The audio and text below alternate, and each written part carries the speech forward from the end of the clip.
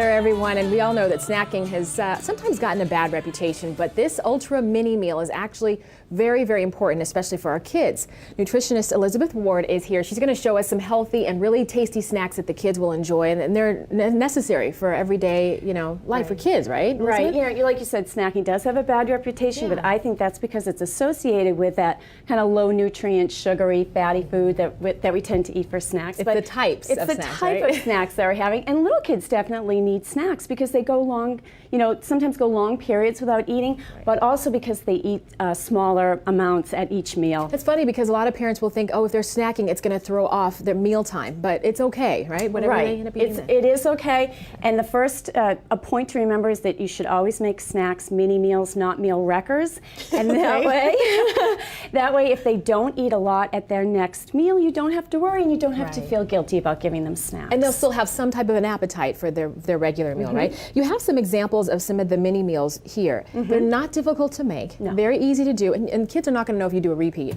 right? They won't. They're not going to know. No, they don't. All right, so let's talk about what you have over here on this side first. Well, this is one of my favorite snacks. The Eggland's Best Eggs. They're very, very nutritious. They're great quality. They taste great, and kids really like them. And if you're pressed for time, you can always use the prepared, peeled, cooked eggs, and kids can actually make their own snacks with them as well. Have some fun with them, right? Right, Okay. and you want to get the biggest bang for your caloric buck whenever you give kids food. So when you serve an Eggland's Best Egg rather than an ordinary egg, you're giving kids twice the vitamin D, twice the omega-3 fats, 75% more vitamin B12, and 10 times the vitamin E of a regular egg, all for only 70 calories. So when you pair that up with a complex carbohydrate, like the high-fiber whole grain crackers that we have here, that's a little mini meal in and of itself. Right, all in one. And then I know a lot of kids are allergic to dairy products, but you have some other alternatives. I mean, we've got the cheese, which obviously is dairy, but the apples, very easy. Just very, very easy. And you always want to make sure that you're pairing up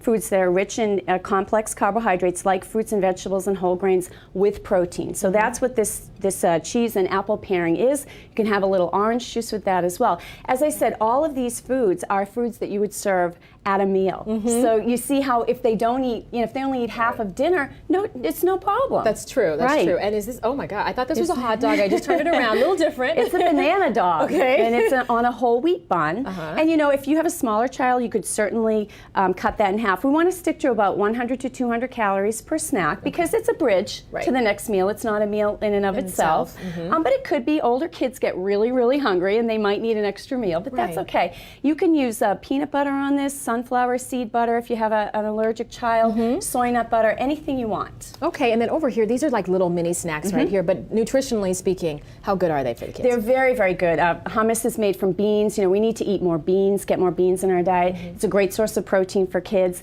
And then something like the whole wheat pretzels or the chips or the carrots, kids love to dip. And this is something they can take to school or they can have after school. I know my kids need snacks after school. They stay and they have activities. They need to eat. They're burning a lot of energy throughout the day. They're very, very active. That's so true. I didn't think about it that way. And we've got yogurt here, and then you can have some fun with the jam and the things that you put on top of the bagels. You can have a lot of fun. You can have a little bit of sugar, a little bit of added fat. That's no problem. That's a whole wheat bagel, and it's a mini bagel, so it's only like a 1 ounce bagel. And then you have the milk with it, and you have that whole combination right there. That's great. And now, portion size. Should we really be paying attention to portion size, or just go with what the kids are wanting? If they want more, can you give them more? No, I think you should really have it be 100 to 200 calories. And with this last snack that we have here, the chobani, the Greek yogurt, very, very high in protein. You mix that with fruit, that's about 150 to 200 calories. Or if the kids want to make a smoothie out of it, they can just stick it all in the blender. And if you don't remember anything else, remember what Elizabeth said, make sure you combine complex carbs and protein, and then you're good to go, right? Thank you very much, Elizabeth. Thank you.